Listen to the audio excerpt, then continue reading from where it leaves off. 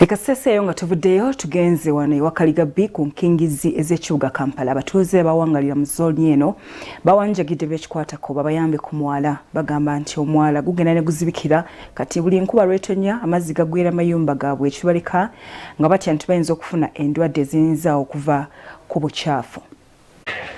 Bw'otuuka ku kyalo Wakaliga B ekisangibwa mu division y'e Rubaga amaaso gakuba ku nnyumba z'abapangisa ezadduseemu abantu olw'amazzi agabayingirira.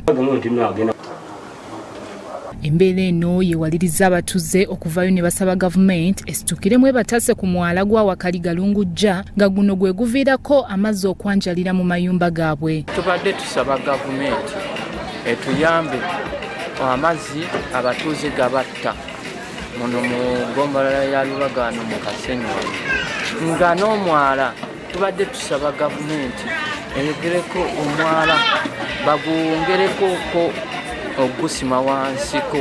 Olw'enkuba amazima amatuufu kiba kisufu nnyo kiba kibi ddala kubanga abantu bonna babulwa n'ekkuba ne we bayita ebidduka bigenda amaseffuliya biki byonna.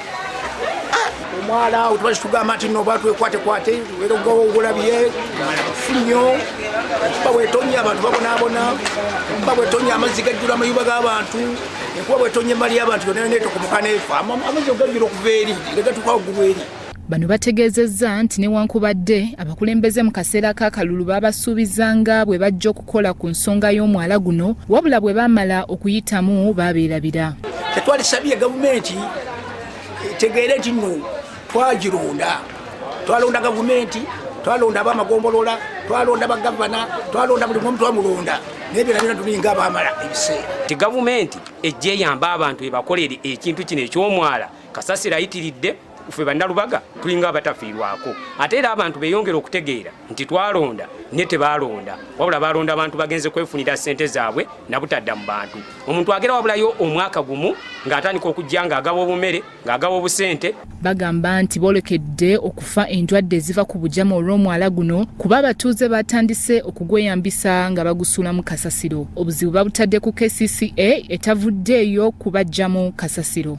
Abantu naffe abakulu okulwala kolera endwadde zonna eziva ku bukyafu tuba tuzisuubira kuba emyalo ogirabye mayumba abantu baagavaamu gonna gajjudde amazzi.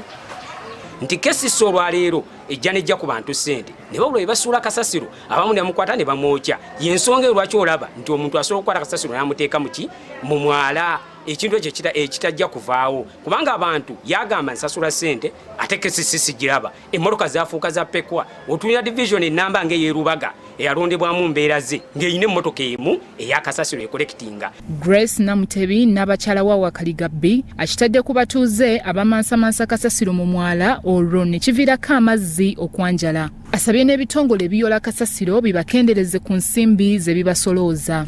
Ate n'ennabugabo kyengisaba essente ezikendeezeeko kuba bye tusasulira bingi.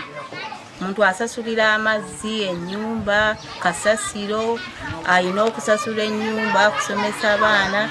Singa baamuteeka at least ku 1,000 omuntu awaawaayo n'agamba kale. Emyala ne kasasiro bye bimu ku bintu ebisinga okusoomooza bannakampala nga bangi enkuba bw'etonnya omutima gubaba ku mutwe. Bya Sally Hakim ku Rasalt TV Omunnyo.